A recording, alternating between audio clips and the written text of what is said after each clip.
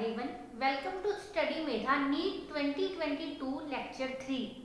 अभी हम लोग अपनी बायोलॉजी की क्लास 11th की बायोलॉजी की first unit the diversity of organisms का first chapter the living world जो है वो कर रहे हैं और आज इसी सीरीज का हमारा तीसरा लेक्चर है। हमारी जो पहले दो लेक्चर्स थे उनमें हम लोगों ने लिविंग ऑर्गेनिजम्स के अलग अलग कैरेक्टर स्टडी किए थे और व्हाट इज लिविंग क्या है ये स्टडी किया था। हमारी जो सबसे पहली वीडियो थी उसमें हमने डिस्कस किया था कि लाइफ जो है कॉम्प्लेक्स नेटवर्क है अलग अलग केमिकल रिएक्शंस का जिनसे मिलके एक ऑर्गेनिज्म की ग्रोथ और डेवलपमेंट होती है। और अब जो लाइफ है उसे अलग अलग कैरेक्टर्स डिफाइन करते हैं। हम लोगों ने consciousness, organisation, cellular organisation, growth, energy, ये रिप्रोडक्शन, डेवलपमेंट, वेरिएशन, हीलिंग, ये सब चीजें जो है लाइफ के ये सारे कैरेक्टर्स जो हैं वो डिस्कस कर लिए हैं। लेकिन आज हम लोग लाइफ का एक बहुत ही इंपॉर्टेंट कैरेक्टर डिस्कस करने वाले हैं जिसका नाम है मेटाबॉलिज्म। तो आज का हमारा जो टॉपिक है वो है मेटाबॉलिज्म।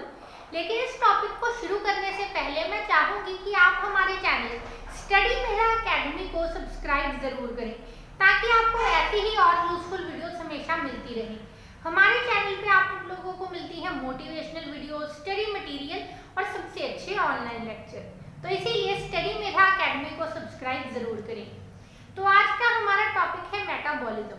लेकिन इसे आगे कंटिन्यू करने से पहले मैं आप लोगों को याद दिलाना चाहूंगी कि हम लोगों ने जब लाइफ की डेफिनेशन की थी तो उसमें डिस्कस किया था कि लाइफ जो है एक कॉम्प्लेक्स ऑर्गेनाइजेशन है अलग अलग रिएक्शंस की, जिससे हमें ये पता चलता है कि जितने भी लिविंग ऑर्गेनिज्म हैं उनके अंदर, उन लिविंग ऑर्गेनिजम्स की बॉडी के अंदर बहुत बड़ा सारा एक नेटवर्क है अलग अलग केमिकल रिएक्शंस का और उन रिएक्शंस की वजह से वो जो ऑर्गेनिज्म है उसकी डेवलपमेंट होती है।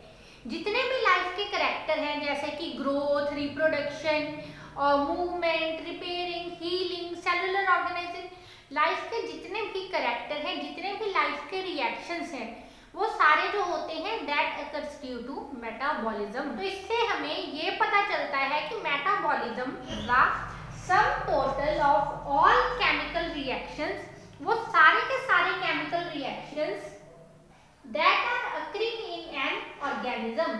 एक ऑर्गेनिज्म के अंदर जितने भी केमिकल रिएक्शन हो रहे हैं उनको बोला जाता है मेटाबॉलिज्म। और वो रिएक्शंस होते क्यों हैं? Due to specific interaction of different molecules within the cell.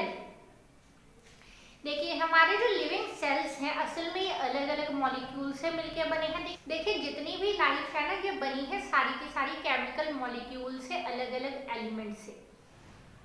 अब हमारे जो सेल्स हैं ये भी इसी तरह केमिकल मॉलिक्यूल से बने हैं और उनके अंदर भी बहुत सारे केमिकल मॉलिक्यूल्स हर टाइम प्रेजेंट रहते हैं।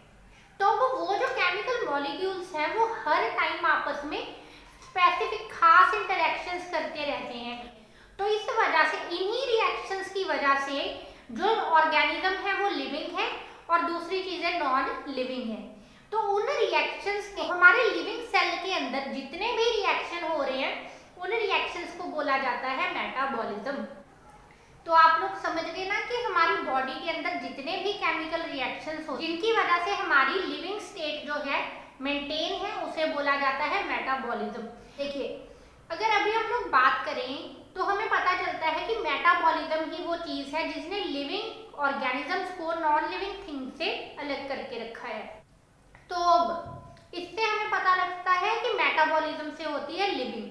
लेकिन जो लिविंग है इसकी दो कंडीशंस हैं। अगर हम लोग लिविंग हैं तो हमारी दो कंडीशंस हमारी हमेशा मेंटेन रहेंगी, एक तो ग्रोथ और दूसरा एनर्जी।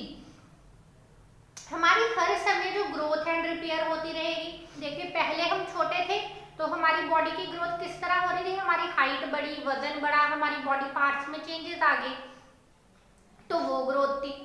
लेकिन अब हम पूरे कंप्लीटली बड़े हो चुके हैं तो अभी भी हमारी बॉडी को लगातार नए सेल प्रोड्यूस करते रहने पड़ते हैं। नई कहीं पे इंजरी हो जाए तो वहां पे रिपेयर करते रहना पड़ता है।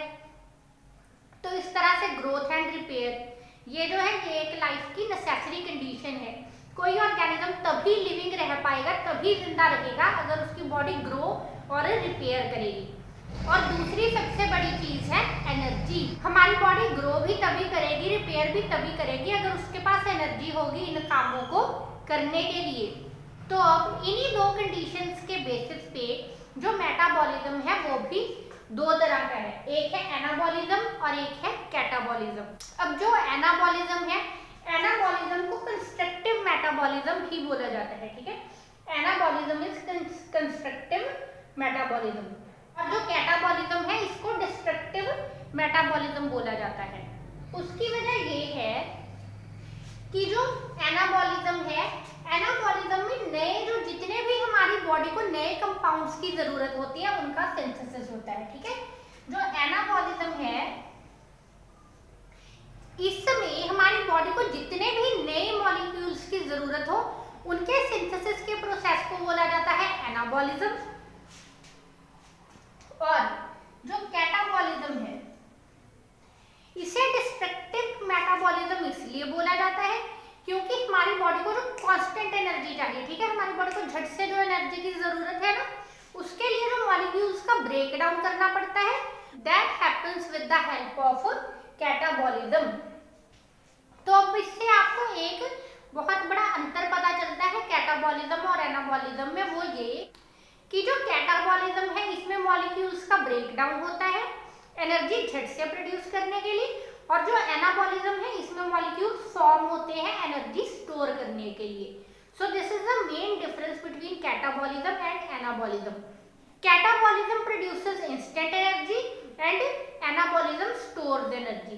Catabolism includes breakdown of molecules, anabolism includes formation of molecules.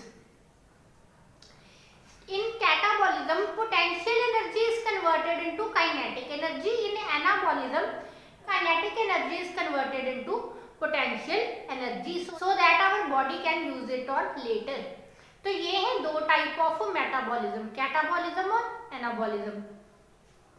अब देखिए कैटाबॉलिज्म की अगर आप एक एग्जांपल मैं आपसे पूछूं तो आप क्या एग्जांपल देंगे? आप लोग जानते हैं बहुत ही आसान सी एग्जांपल है, आप लोग खुद सोचिए, आपको आज कमेंट करके बताना पड़ेगा कि कैटाबॉलिज्म की एग्जांपल क्या है। आपने 10th में पढ़ी है बहुत बार, 10th से निचली क्लासों में भी पढ़ी है।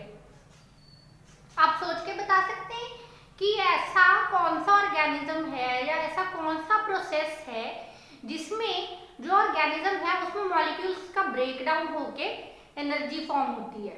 एक बड़े मॉलिक्यूल का ब्रेक डाउन होता है और उससे एनर्जी फॉर्म होती है। कौन सा है ऐसा प्रोसेस? एग्जाम्पल आपको पता ही होनी चाहिए क्योंकि आप खुद एग्जाम्पल हैं। जी हाँ, जो ह्यूमंस हैं, ह्यूमंस में एक चीज बता दूं, ह्यूमंस में, मैमल्स में कैटाबॉलिज्म एनाबॉलिज्म दोनों होते हैं हर टाइम। हमारी बॉडी में नए नए प्रोटीन फॉर्म हुए, वो क्या है? एनाबॉलिज्म। नया डीएनए फॉर्म हुआ, नए सेल फॉर्म हुए, दैट इज एनाबॉलिज्म। और जो हमारी बॉडी ग्लूकोज का ब्रेक डाउन करके एनर्जी रिलीज करती है, वाटर और कार्बन डाइऑक्साइड रिलीज करती है, दैट इज कैटाबॉलिज्म। तो इस तरह जो हमारी बॉडी है उसमें कैटाबॉलिज्म और एनाबॉलिज्म दोनों होते हैं। लेकिन कैटाबॉलिज्म और एनाबॉलिज्म का मेन डिफरेंस क्या है कि कैटाबॉलिज्म जो है वो इंस्टेंट एनर्जी देता है और एनाबॉलिज्म हमारी बॉडी के लिए मटेरियल बनाता है और हमारी बॉडी के लिए एनर्जी स्टोर करता है। अब देखिए जो मेटाबॉलिज्म है इसे ज्यादातर हमेशा ही हमारे न्यूट्रिशन से जोड़ के देखा जाता है, जैसे कि आप लोग यहाँ देख रहे हो। उसकी वजह क्या है कि कैटाबॉलिज्म इज डायरेक्टली और indirectly related to energy release या फिर एनर्जी प्रोडक्शन। और सारे लिविंग ऑर्गेनिजम्स के लिए एनर्जी का सोर्स क्या है? फूड। अब जो फूड है, फूड से एनर्जी कैसे मिलती है? फूड से हमें मिलती है केमिकल एनर्जी। तो आप सोचोगे फूड से केमिकल एनर्जी कैसे? देखिए, फूड हमने खाया, हमने रोटी खाई, चपाती खाई, फैटी थी, बहुत सारा ग्लूकोज था उसमें, रोटी से मिला ग्लूकोज। ग्लूकोज से क्या होगा? ग्लूकोज का ब्रेक डाउन होने से क्या हुआ? एटीपी प्रोड्यूस हुए, एनर्जी प्रोड्यूस हुई। केमिकल वेस्ट क्या निकले? CO2, H2O और हीट। हमारी बॉडी ने अपने लिए भी एनर्जी बचाई और थोड़ी सी एनर्जी वेस्ट भी गई। तो इस तरह से हमारी बॉडी जो है वो फूड के केमिकल कंपोनेंट्स को यूज करके उनसे एनर्जी ड्राइव करती है। तो ये था हमारा last character of life, that is metabolism. अगर आपको ये लेक्चर अच्छा लगा हो तो इस वीडियो को लाइक करें, शेयर करें, हमारे चैनल स्टडी मेधा अकेडमी को सब्सक्राइब जरूर करें। हम लोग हर हफ्ते आपके लिए एकदम नई से नई वीडियोस लेके आते रहते हैं। आपको हमारे चैनल पे मिलेंगी मैथ्स की वीडियो, इंग्लिश की वीडियो, भरमार है आपके लिए नॉलेज की। तो इसीलिए आप हमारे चैनल स्टडी मेधा अकेडमी जो है फॉलो जरूर करते रहें। Thank you very much.